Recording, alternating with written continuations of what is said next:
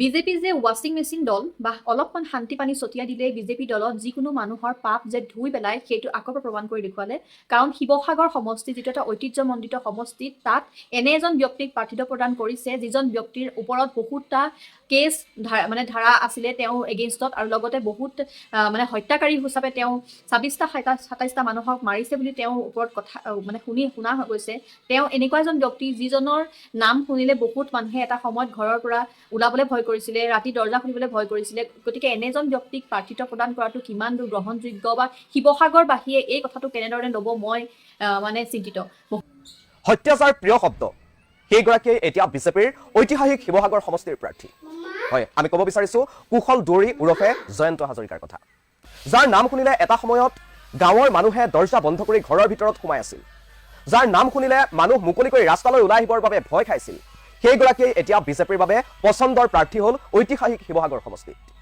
এইগৰাকী ব্যক্তিৰ বিৰুদ্ধে আছে বিভিন্ন অভিযোগ, এটা দুটা নহয়, যথেষ্ট ঘৃণনীয় অপৰাধ আছে, ঘৃণনীয় অপৰাধৰ অভিযোগ আছে এইগৰাকী কুশল দুৱৰী ওৰফে জয়ন্ত হাজৰিকাৰ বিৰুদ্ধে। তেখেতৰ ওপৰত ২৬টাকৈ হত্যাৰ অভিযোগ আছে, এটা দুটা নহয়, ২৬জনকৈ ব্যক্তিক হত্যা কৰাৰ অভিযোগ আছে এইগৰাকী কুশল দুৱৰীৰ বিৰুদ্ধে। এইগৰাকী কুশল দুৱৰীয়ে এগৰাকী সাংবাদিকক হত্যা কৰিছিল, যাৰ নাম হৈছে কমলা শইকীয়া, যিগৰাকীয়ে এটা সময়ত আলফাক সমালোচনা কৰি আলফাৰ বিভিন্ন ধৰণৰ এই কুশল দুৱৰীৰ দৰে আলফা নেতাৰ যি সন্ত্ৰাস বৰ্বৰতা এইসমূহৰ বিৰোধিতা কৰি খবৰ কাগজত দৈনন্দিন সমালোচনা কৰিছিল। সেইগৰাকী সাংবাদিকক নিৰ্মমভাৱে হত্যা কৰিছিল এইগৰাকী কুশল দুৱৰীয়ে।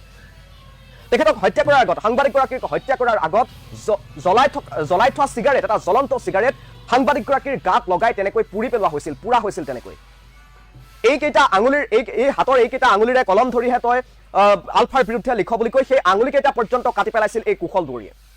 এনেকুৱা নিৰ্মম আৰু বৰ্বৰভাৱে এগৰাকী সাংবাদিকক হত্যা কৰিছিল কুশল দুৱৰীয়ে। এইগৰাকী কুশল দুৱৰীৰ বিৰুদ্ধে বহু বিবাহৰ অভিযোগ আছে, কেইবাগৰাকীও মহিলাৰ সৈতে তেখেত বিবাহ পাশত আবদ্ধ হোৱাৰ অভিযোগ আছে। যি বিজেপিয়ে বহু বিবাহ বন্ধ কৰিবৰ বাবে আইন আনিছিল, সেই বিজেপিয়ে এতিয়া প্ৰাৰ্থিত্ব দিছে বহু বিবাহ কৰা এগৰাকী ব্যক্তিক ঐতিহাসিক শিৱসাগৰ সমষ্টিৰ প্ৰাৰ্থিত্ব। এই শিৱসাগৰৰ অসমৰ ইতিহাসত এটা বিশেষ নাম আছে।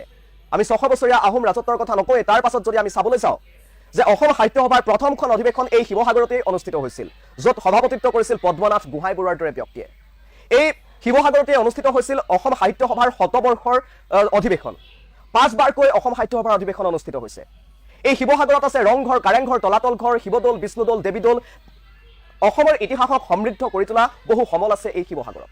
আৰু এই ঐতিহাসিক শিৱসাগৰ সমষ্টিৰ পৰা এইবাৰ প্ৰাৰ্থী হিচাপে বিজেপিয়ে প্ৰক্ষেপ কৰিছে এইগৰাকী হত্যাৰ অভিযোগত অভিযুক্ত সাংবাদিক হত্যাৰ অভিযুক্ত কুশল দুৱৰী ওৰফে জয়ন্ত হাজৰিকাক। এই কুশল দুৱৰীৰ বিৰুদ্ধে কি অভিযোগ আছে?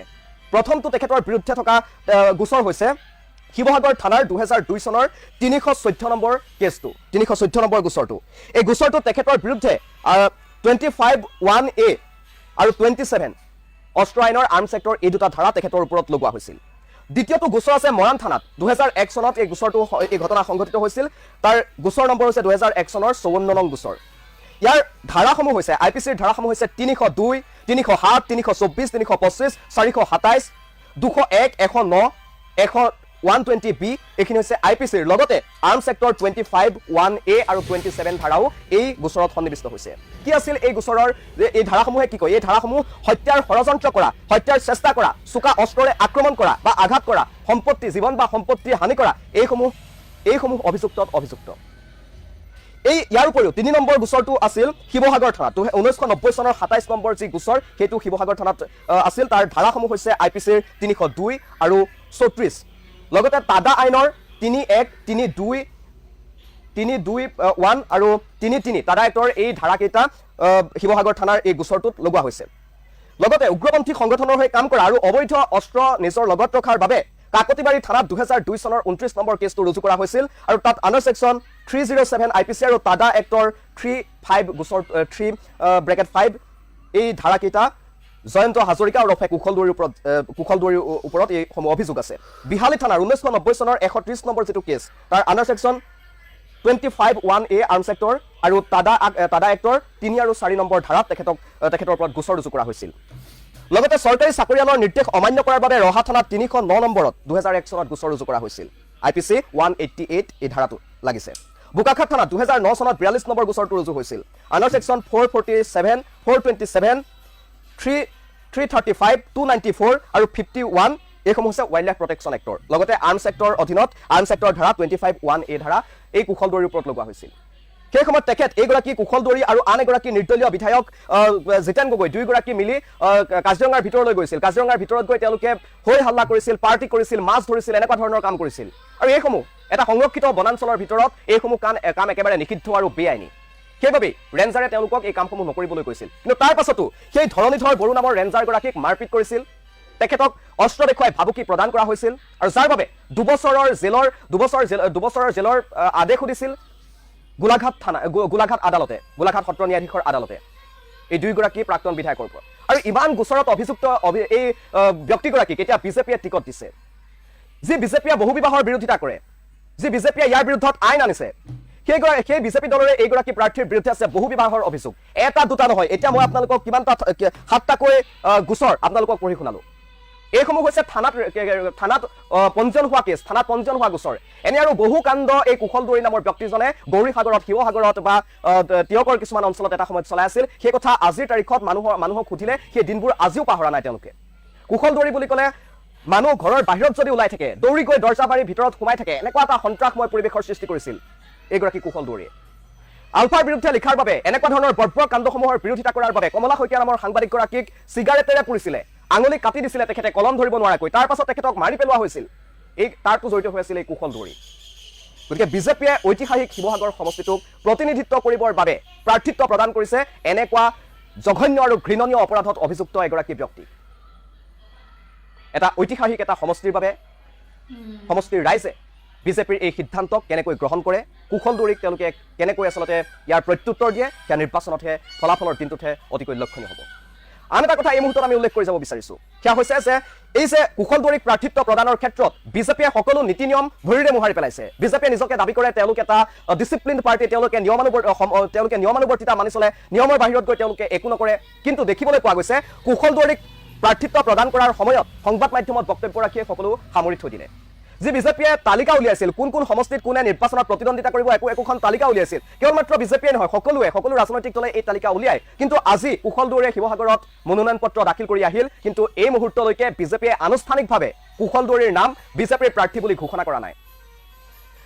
কিয় তেখেতৰ নাম ঘোষণা কৰা নহ'ল, ইয়াকে লৈ প্ৰশ্ন উত্থাপন হৈছে। চৰ্চা চলিছে যে কুশল দুৱৰীক প্ৰাৰ্থিত্ব প্ৰদান কৰিছে মুখ্যমন্ত্ৰী ডক্টৰ হিমন্ত বিশ্ব শৰ্মাই, আৰু যাৰ বাবে এতিয়া দলৰ সকলো নীতি আদৰ্শ, নিয়ম নীতি ভৰিৰে মোহাৰি পেলোৱা হৈছে।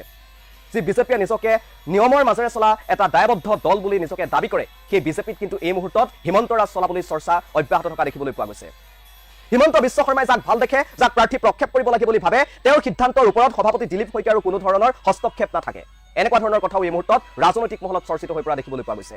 যদি সেয়া নহলহেঁতেন, যদি বিজেপি নিয়ম কানুনৰ মাজেৰে চলিলহেঁতেন, তেনেহ'লে তেওঁলোকে এখন প্ৰাৰ্থী তালিকা প্ৰকাশ কৰি কুশল দুৱৰীৰ নাম ঘোষণা কৰিলেহেঁতেন। কেৰালাত এগৰাকী প্ৰাৰ্থীৰ নাম ঘোষণা কৰা হৈছে। এগৰাকী এডভোকেটক তেওঁলোকে প্ৰাৰ্থী হিচাপে কেৰালা ৰাজ্যৰ নিৰ্বাচনত অৱতীৰ্ণ হ'বৰ বাবে তেওঁলোকে প্ৰক্ষেপ কৰিছে। এগৰাকী প্ৰাৰ্থী, কিন্তু তাৰ পাছতো তেওঁলোকে সেই নিয়ম কৰিছে, আনুষ্ঠানিকভাৱে প্ৰাৰ্থীগৰাকীৰ নাম তেওঁলোকে ঘোষণা কৰিছে। কিন্তু এই মুহূৰ্তলৈকে কুশল দুৱৰীৰ নাম বিজেপিৰ পৰা আনুষ্ঠানিকভাৱে এতিয়ালৈকে ঘোষণা কৰা হোৱা নাই। কেৱল মাত্ৰ হিমন্ত বিশ্ব শৰ্মাই নিজৰ মানুহ সংস্থাপিত কৰাৰ বাবে, নিজৰ মানুহক টিকট দিবৰ বাবে সকলো নীতি নিয়ম ভৰিৰে মোহাৰি কুশল দুৱৰীক নমিনেশ্যন পত্ৰ দিবলৈ, মনোনয়ন পত্ৰ দিবলৈ আগবঢ়াই দিয়া হৈছে, অনুমতি দিয়া হৈছে। ইয়াৰ আঁৰত হিমন্ত বিশ্ব শৰ্মাৰ বিজেপিৰ নীতি আদৰ্শ ভৰিৰে মোহাৰি যি কাম কৰি আছে, বিজেপি দলত এতিয়া হিমন্ত বিশ্ব শৰ্মাই হিমন্ত ৰাজ চলাই থকাৰ যি অভিযোগ উত্থাপন হৈছে, সেই অভিযোগ পুনৰবাৰ এই মুহূৰ্তত প্ৰমাণিত হ'ল বুলি ৰাজনৈতিক মহলত চৰ্চিত হৈ পৰা দেখিবলৈ পোৱা গৈছে।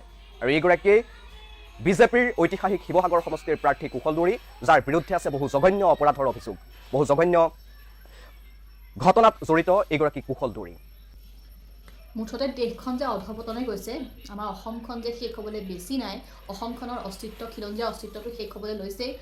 সেইকাৰণে এনেকুৱা ধৰণৰ প্ৰাৰ্থিত্ব পোৱাৰ পাছতো বহুত মানুহ এনেকুৱা আছে যি তেওঁলোককে ভোট দিব।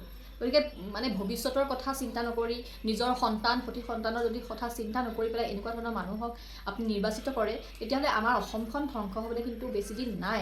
আৰু এই কথাটো খুব গুৰুত্ব দি পেলাই মানুহবিলাকে ভাবিব হ'ল। অকল এই 5 বছৰ, এই 10 বছৰৰ কথা নহয়, 100 বছৰলৈ কি হ'ব বা 50 বছৰলৈ কি হ'ব অসমখন। গতিকে বহুত বেয়া লাগে এনেকুৱা ধৰণৰ কথাবোৰ শুনি। এনেকুৱা এজন ব্যক্তিক কেনেকৈ আপোনালোকে টিকেট দিব পাৰে।